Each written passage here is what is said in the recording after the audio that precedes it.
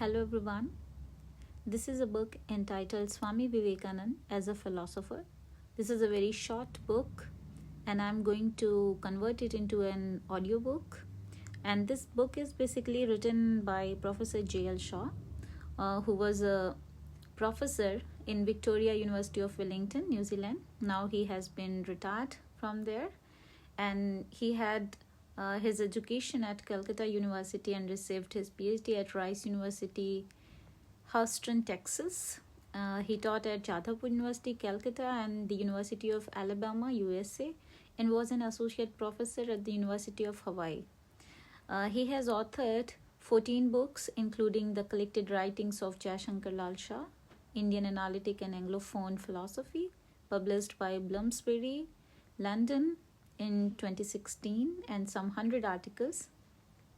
Dr. Shah has also been honored with 2 fellowships, Comparative Philosophy in J.L. Shaw in 2015, published by Springer, and Contemporary Philosophy in J.L. Shaw in 2006, published by Punthi Pustak, Calcutta. So let's see. This is a wonderful short booklet. So let's read it. Swami Vivekananda as a philosopher. The aim of the paper is to establish that Vivekananda is a philosopher. In course of my discussion, I will mention some of the distinctive features of Vivekananda's philosophy and compare some of his concepts with the concepts of other philosophers. In this paper, I would like to focus on his concept of harmony, oneness, morality, and the law of karma and liberation, moksha. Some of our thinkers on Vivekananda, such as Professor R. K. Dasgupta, have lamented that Swami Vivekananda has not been recognized as a philosopher by our scholar in India. I think the reason for not considering him as a philosopher is our dependence on the views of Western philosophers. Since the Western philosophers have not yet recognized him as a philosopher, our scholars have not paid much attention to his philosophy, and it is not introduced at graduate or undergraduate level. The reason why the Western philosophers could not recognize Swamiji as a philosopher is that he has introduced new categories for solving some of the problems of philosophy of reason, ethics, and metaphysics.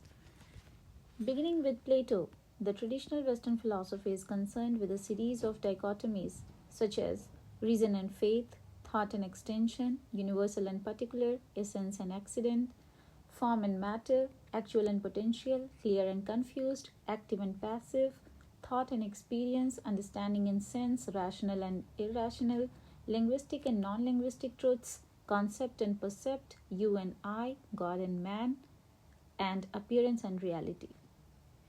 Sometimes trichotomies have been introduced in place of dichotomies. Since Swami Vivekananda has cut across these dichotomies, the Western philosophers have failed to appreciate the importance of his oneness, which has been introduced in several contexts. As a result, Western philosophers could not realize his importance and his techniques for solving some of the age-old problems of philosophy, especially the problems of the philosophy of religion and ethics. With this brief introduction, I would like to mention some of the concepts of Swamiji and their relevance for suggesting new solutions to some of the problems of philosophy. Swamiji claimed in several places that Vedanta is not antagonistic to anything. The Complete Works of Swami Vivekananda, Volume 8, page 122. To quote Swamiji, quote unquote, the Vedanta philosophy stands at the background of all these various sects, and there is no fight and no antagonism between the Vedanta and any other system in the world. The Complete Works of Swami Vivekananda, Volume 1, page 388. In course of my discussion, I shall point out that the oneness of Swamiji is something which may be included in every religion of philosophy in some form or other.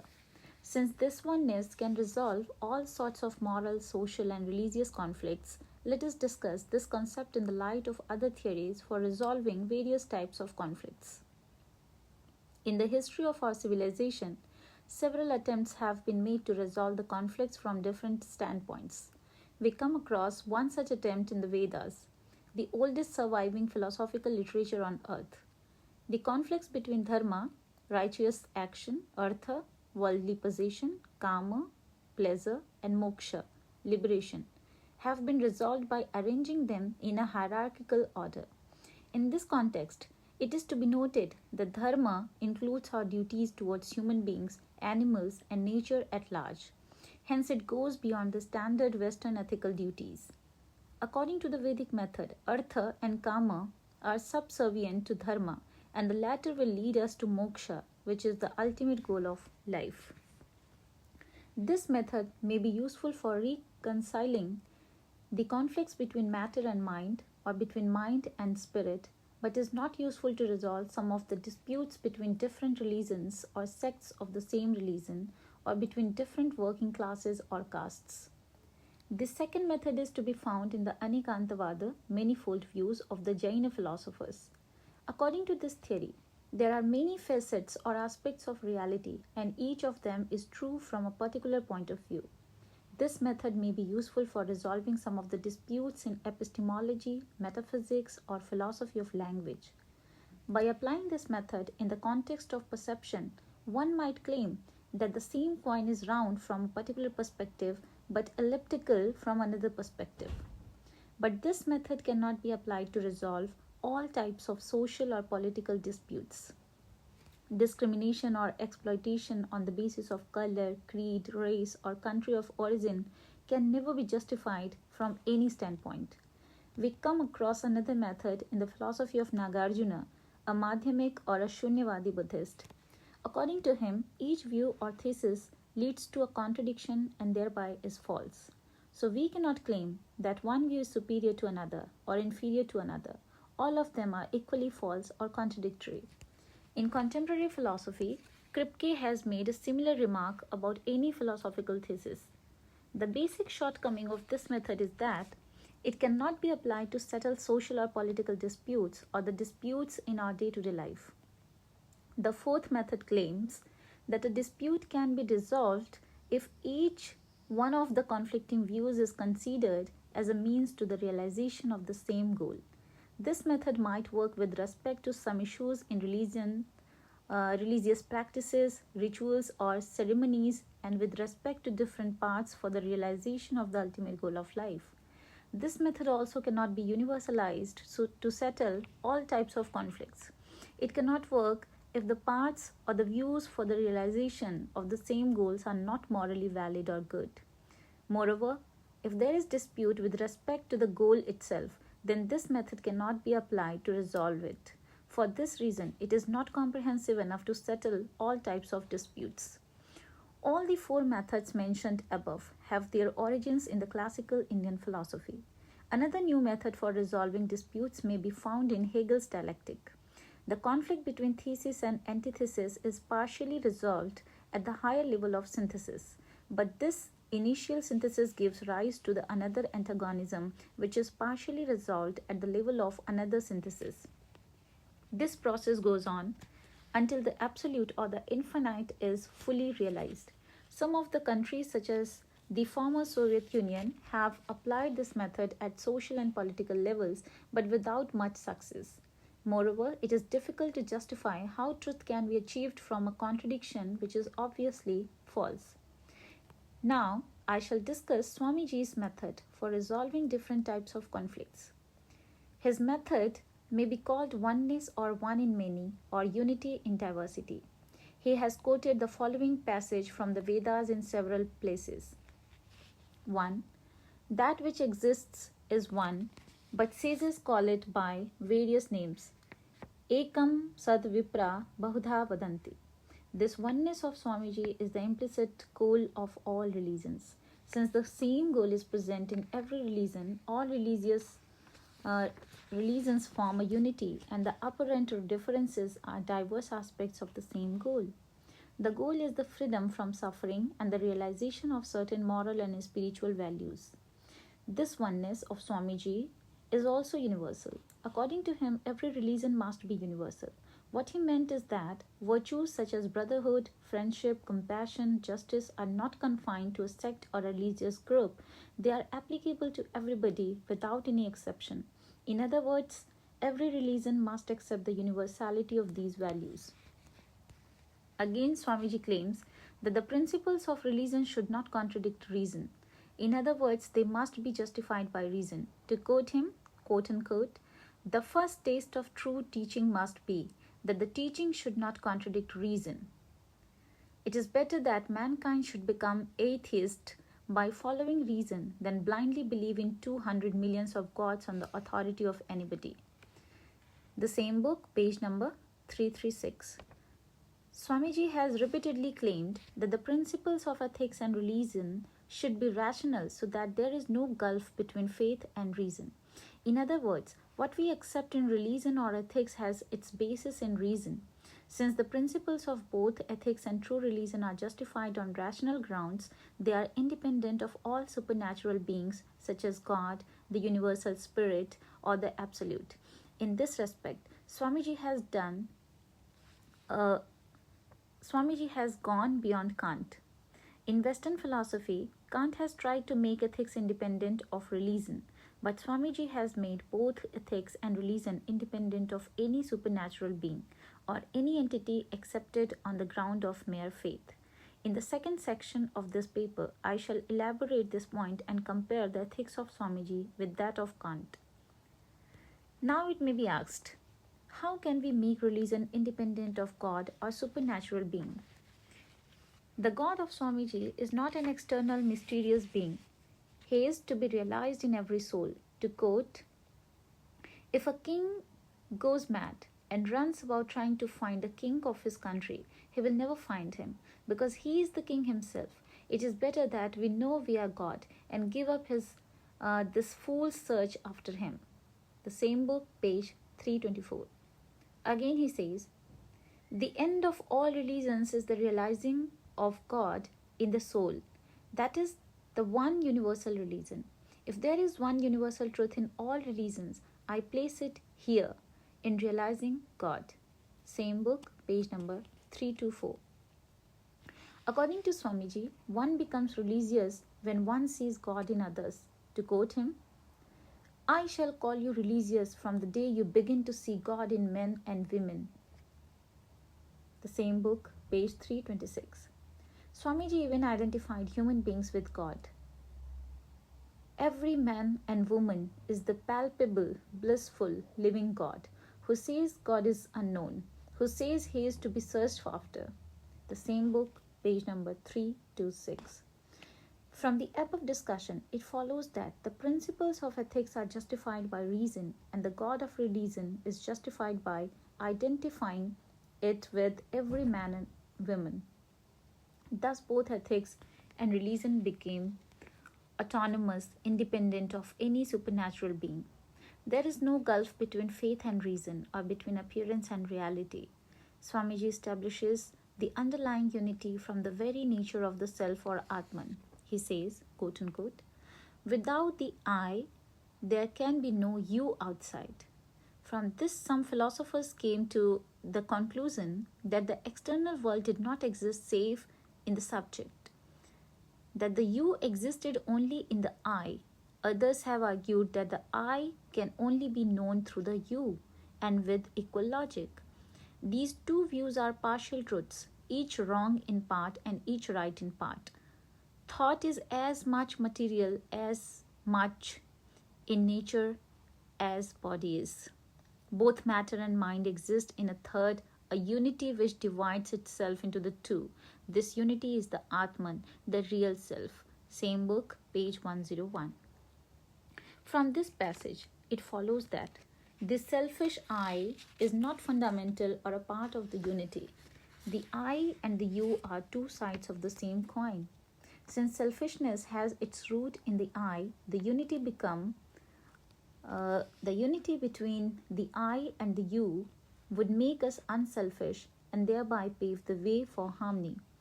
There cannot be the well-being of the I without the well-being of the you. In contemporary Western philosophy, philosophers such as Wittgenstein and Strawson have tried to cut across the dichotomy between I and you at epistemic level. In other words, the understanding of the meaning of I presupposes the understanding of the meaning of you, and vice versa. This would lead us to the metaphysical question whether there is an underlying unity between them.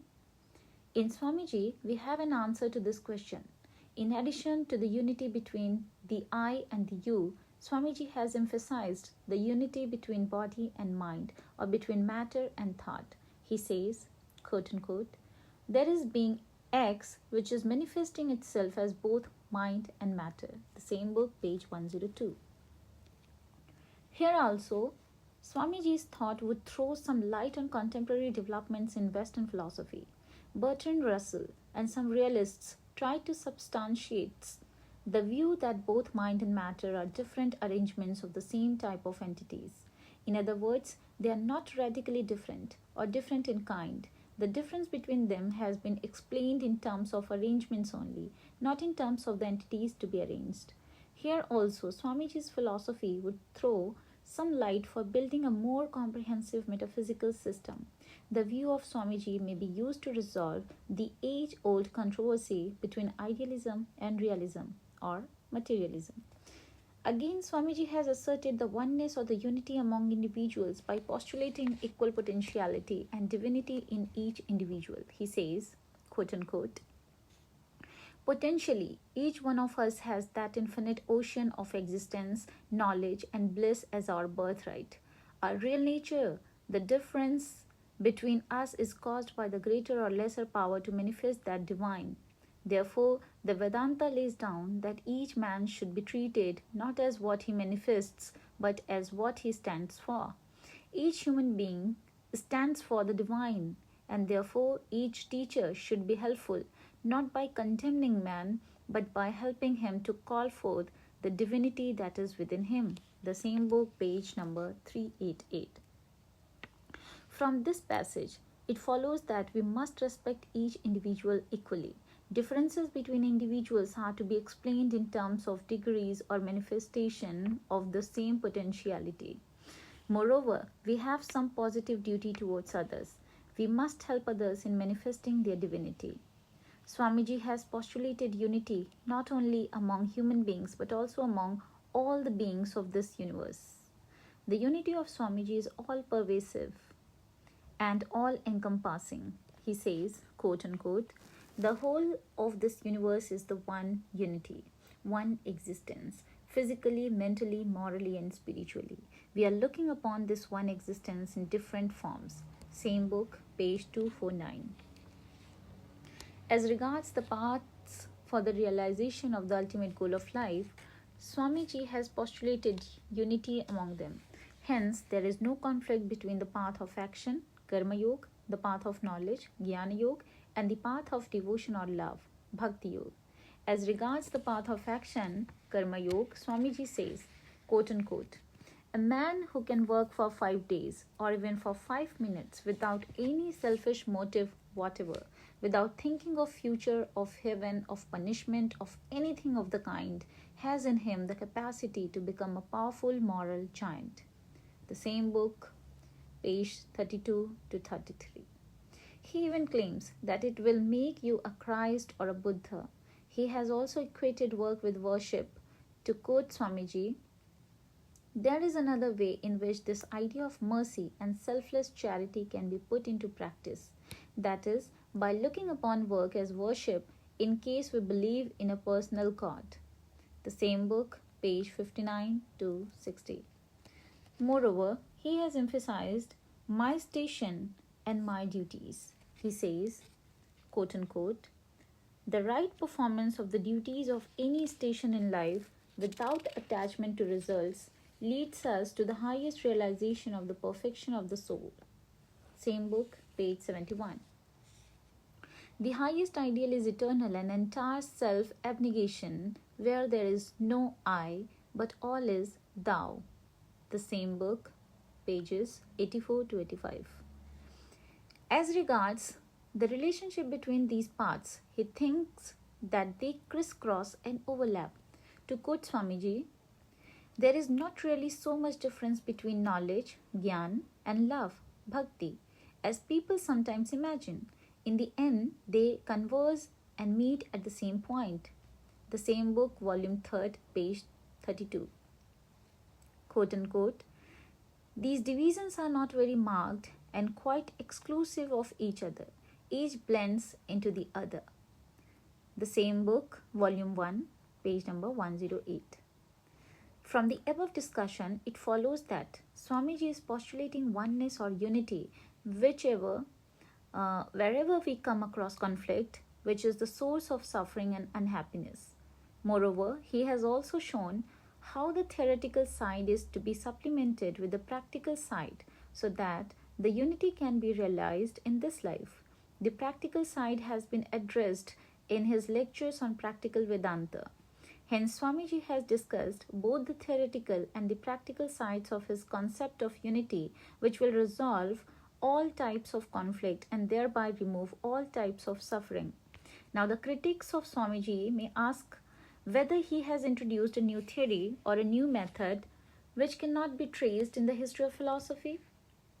Is he not simply applying or explicating the concept of unity found in the Advaita Vedanta?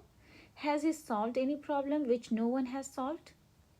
With respect to these questions, my reply would be as follows. In his application of the concept on unity, Swamiji has shown some novelty, although the concept of unity is to be found in Vedanta.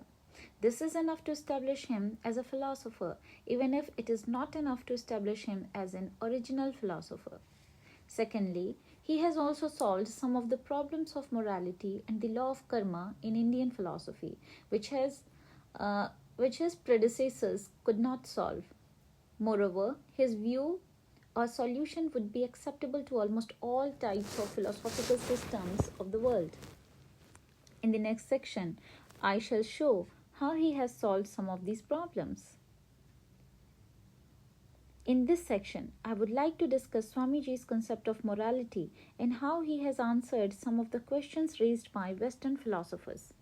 I shall also compare his conception of moksha, liberation, and thereby the law of karma with the views of Indian philosophers. Swamiji would consider all the traditional virtues such as love, compassion, brotherhood, justice, etc. as moral. But his conception of morality or these virtues is more comprehensive than the traditional Western conception. For example, regarding love, he says, quote unquote, love for yourself means love for all, love for animals, love for everything, for you are all alone, for you are all one. It is the great faith which will make the world better. Swamiji even identified religion with love. He says, it is in love that religion exists and not in ceremony, in the pure and sincere love in the heart. Same book, volume 3, page 141. Love opens the most impossible gates. Love is the gate to all the secrets of the universe. Same book, page 225. It is love which makes us see God in others. Love is worship, as he says. He who sees Shiva in the poor, in the weak, and in the diseased really worships Shiva. He who has served and helped one poor man, seeing Shiva in him, without thinking of his caste or creed or race or anything with him, Shiva is more pleased than with the man who sees him only in temples. The same book, volume 3, page 142. Swamiji even went one step further and identified life with love. He says, life is love, and when a man ceases to do good to others, he is dead spiritually. Same book, volume 2, page 493. From these remarks, it follows that Swamiji's love is not a mere wishful thinking or feeling. A person who is motivated or guided by love tries his or her best to do something positive which will alleviate the suffering of others. Love unites us with others. This is true of all other moral virtues, according to Swamiji.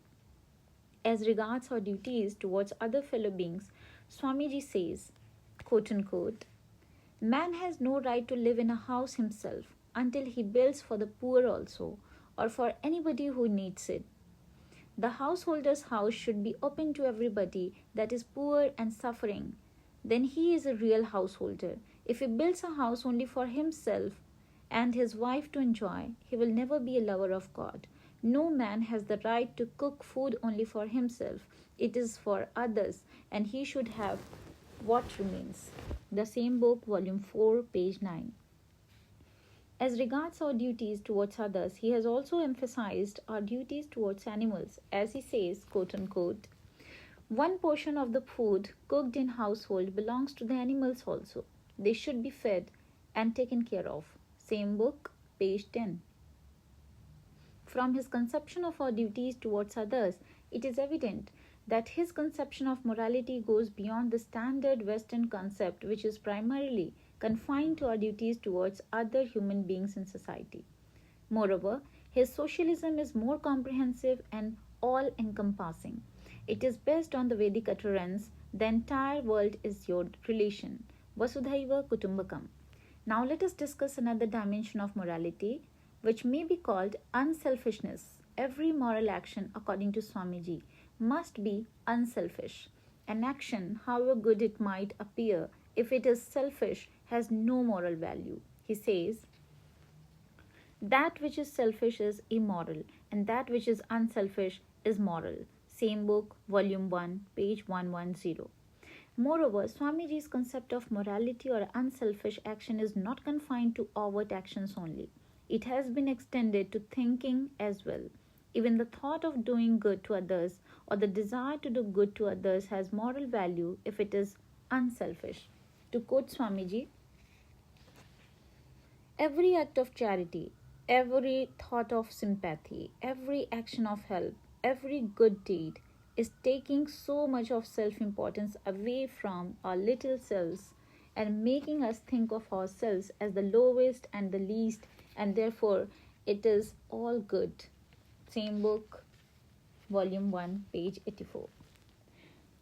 The third dimension of morality is the realization of divinity. Since each individual, according to Swamiji, is potentially divine, there must be some way to realize this divinity. Morality is a key to the realization of this divinity in us. He says, quote unquote, the right performance of the duties of any station in life without attachment to results leads us to the highest realization of the perfection of the soul. Same book, page 71. The fourth dimension of morality is freedom, moksha. Selfish actions make us slaves and unselfish actions make us free. To quote Swamiji, selfish work is slave's work. Same book, page 57. Every act of selfishness or thought of selfishness makes us attached to something, and immediately we are made slaves. Same book, page 100. I and mine immediately puts a chain round us and makes us slaves. Same book, page 100. Again he says, if we give up our attachment to this little universe of the senses or of the mind, we shall be free immediately. Same book, page 98. From the above discussion, it follows that a moral action, overt or covert, has 4 aspects or dimensions, such as unity, unselfishness, divinity, and freedom. The unity aspect is related to others or nature at large. It is the thread that runs through all the pearls in the context of the religions of the world. The unselfish dimension manifests the mental aspect of morality. The divinity dimension manifests the spiritual aspect of morality, and the freedom aspect is the realization of the ultimate goal, moksha. Now let us compare Swamiji's with Kant's conception of morality.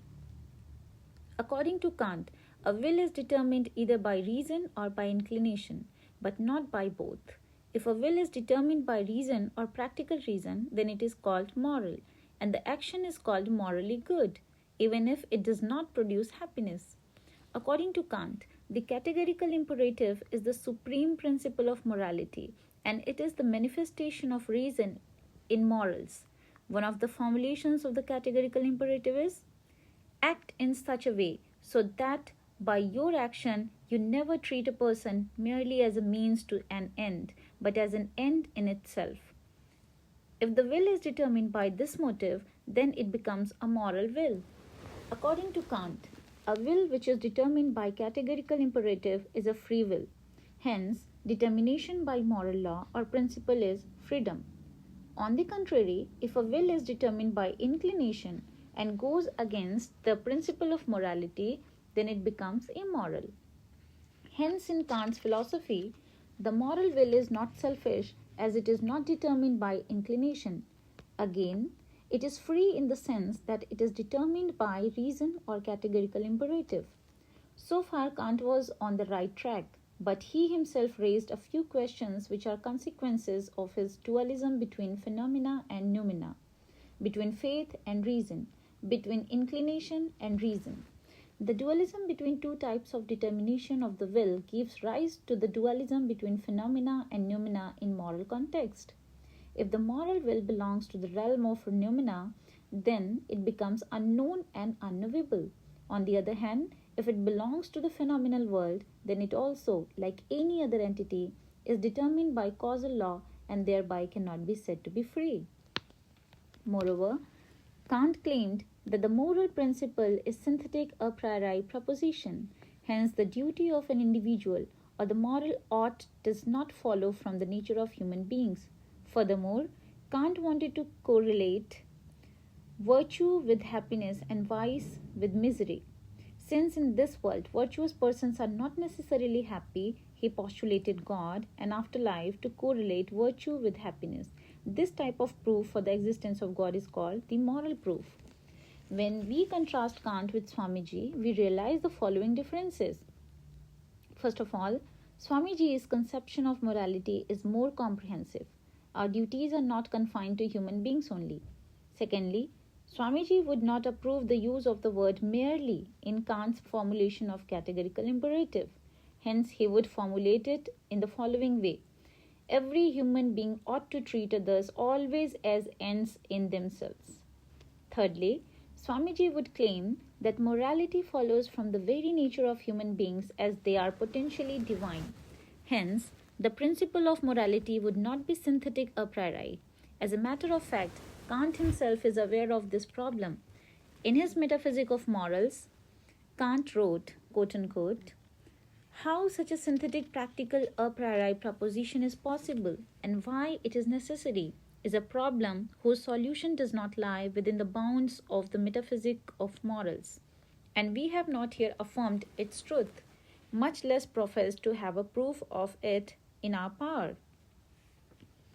Moreover, Kant's philosophy suffers from the gulf created by a series of dichotomies between reason and inclination, between two types of will, between noumena and phenomena, between reason and faith. Since the philosophy of Swamiji is based on unity, the problem of bridging the gulf between phenomena and noumena, or between reason and inclination, or between I and you does not arise. Furthermore, Swamiji never tried to correlate morality with happiness. Since moral actions dissolve the I, the question of my happiness does not arise. Hence, there is no need to postulate afterlife or God. Virtue shines in its own glory. It does not require anything else. Hence, the non-dualistic approach of Swamiji can justify morality without any supernatural being. Since most of the Western philosophers are dualist, they could not justify morality without postulating problematic or supernatural objects. Since Swamiji's justification is independent of such entities, it avoids or solves some of the age-old problems of Western philosophy. When we compare Swamiji's conception of morality with John Stuart Mill's, we come across several striking differences. Mill has formulated his utilitarianism in the following way. Quote unquote, the creed which accepts as the foundation of morals, utility, or the greatest happiness principle, holds that actions are right in proportion as they tend to promote happiness, wrong as they tend to produce the reverse of happiness. By happiness is intended pleasure and absence of pain.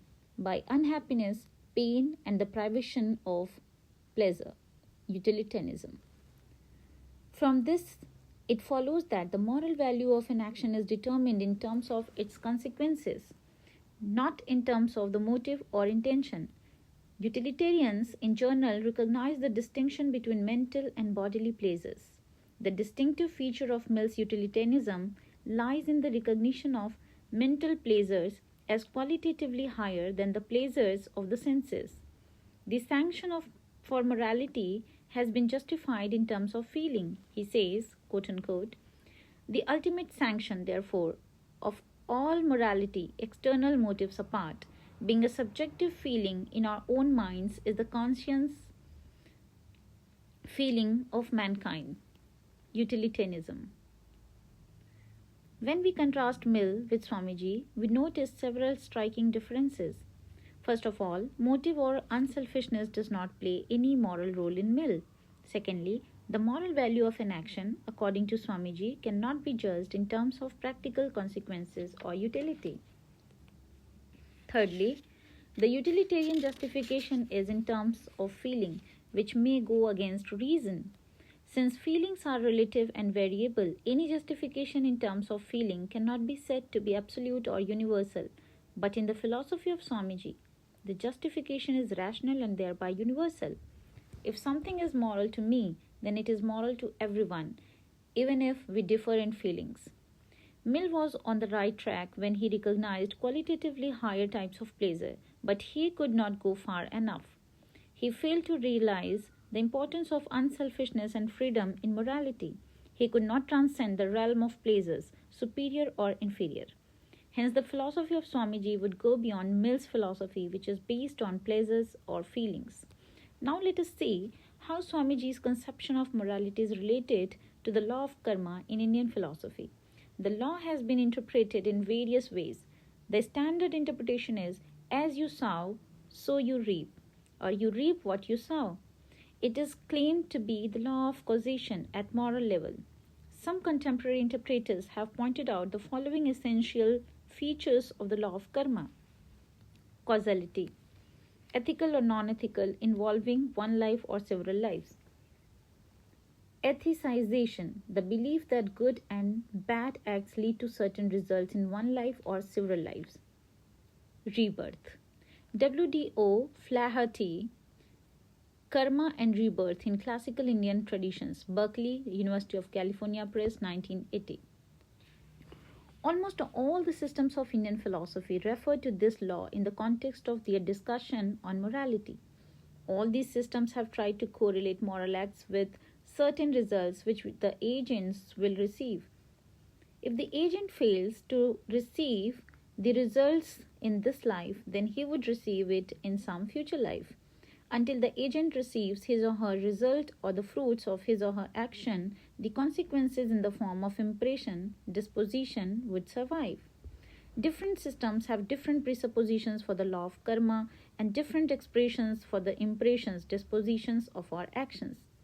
The Mimamsa system presupposes the Vedas, permanent self, rebirth, afterlife, unless the individual is liberated in this life, and the impression, disposition, which is called apurva, unprecedented. The followers of the Nyaya Vaisheshika accept God in addition to all the 5 presuppositions of the Mimamsa philosophers. The Nyaya philosophers use the word adrishta for impression, that is disposition.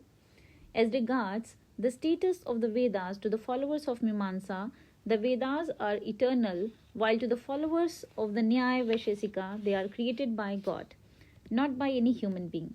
The followers of Sankhya Yoga and Vedanta have also accepted some of these presuppositions, especially the Vedas, impression or disposition, and rebirth. But the followers of Buddha, Jaina, and Charvaka have rejected most of these presuppositions. The Buddhists accept only previous life and afterlife if liberation or nirvana has not been attained.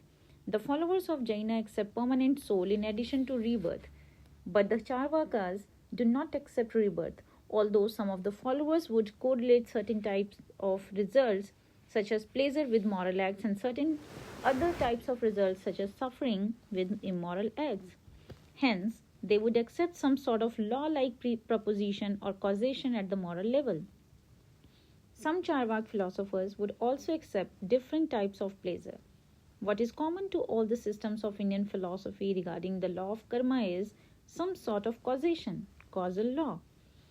All the systems except Charvaka have accepted rebirth as well, but there is no such presupposition in the philosophy of Swamiji, as morality does not depend on consequences such as happiness in this life or life after. Hence, the question how to correlate morality with happiness or pleasure in any form does not arise in the philosophy of Swamiji. The law of karma is not another type of causation or a counterpart of physical causation. Now, the question is, how do we achieve liberation or freedom if we do not accept the law of karma? The reply is twofold in the philosophy of Swamiji. First of all, liberation or freedom is a dimension or an aspect of morality. He says, quote unquote, the moment I have realized God sitting in the temple of every human body, the moment I stand in reverence before every human being and see God in him, that moment I am free from bondage. Everything that binds vanishes and I am free. The Complete Works of Swami Vivekananda, Volume 2, page 321. This passage substantiates the claim that freedom is not causally related to morality, as it is realized when morality is realized. Hence, the law of karma may be interpreted in the following way, quote unquote, as you do unselfish actions, freedom is realized, your ego is dissolved, and you do selfish actions, you are in bondage. Secondly, freedom is not something which is realized by the doer of morality. Since selfishness disappears in a moral action, the I or the ego vanishes. Hence, we cannot say, I realize freedom. We can simply say, freedom is realized. All the systems of Indian philosophy thought that the I remains when we perform a moral action. Since Swamiji's conception of morality is different from them, his conception of liberation is also different from them. Swamiji's conception of freedom or the law of karma does not presuppose any metaphysics. He says, quote unquote, the karma yogi need not believe in any doctrine whatever. He may not believe even in God, may not ask what his soul is, nor think of any metaphysical speculation. Same book, volume 1, page 111. In another passage he says, who cares whether there is a heaven or a hell?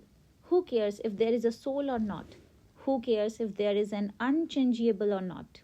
Here is the world, and it is full of misery. Go out into it as Buddha did and struggle to lessen it or die in the attempt. Same book, volume 2, page 353.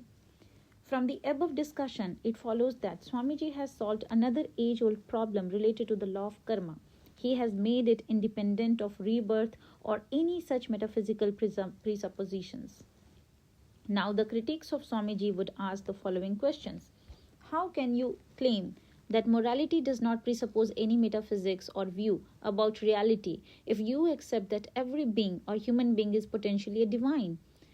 Is not your oneness, which is the key to harmony, a metaphysical concept? Is not your Brahman a metaphysical concept? How can your concept of morality be neutral if it is based on a particular nature of human beings or reality?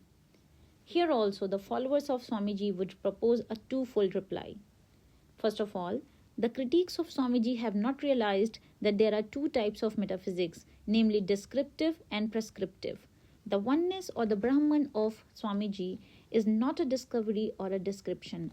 These are all terms related to values. They represent certain ideals which are to be pursued so that certain problems can be solved. In other words, he is asking us to accept certain ideals which have been stated in descriptive language. When he said that every human being is potentially divine, what he meant is that we should take human being as potentially divine.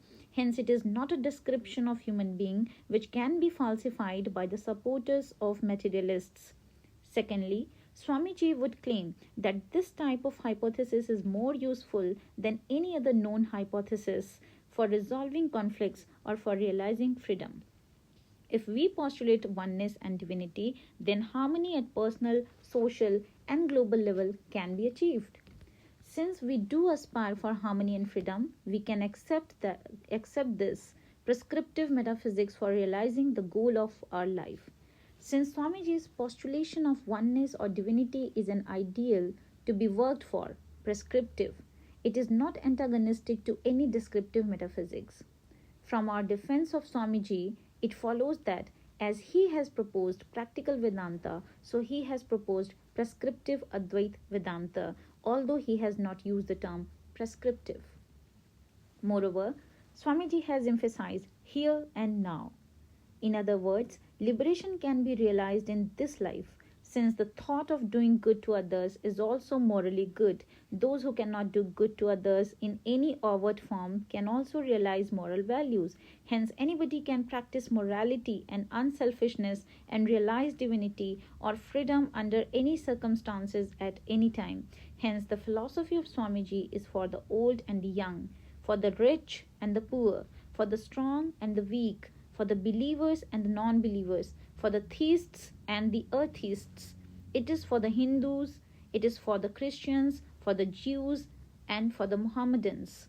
It is for the idealists, it is for the materialists or the Marxists. It is for all. In this sense, his philosophy is universal, and he may be considered as a true philosopher. If he is not a philosopher, who else is? Thank you so much.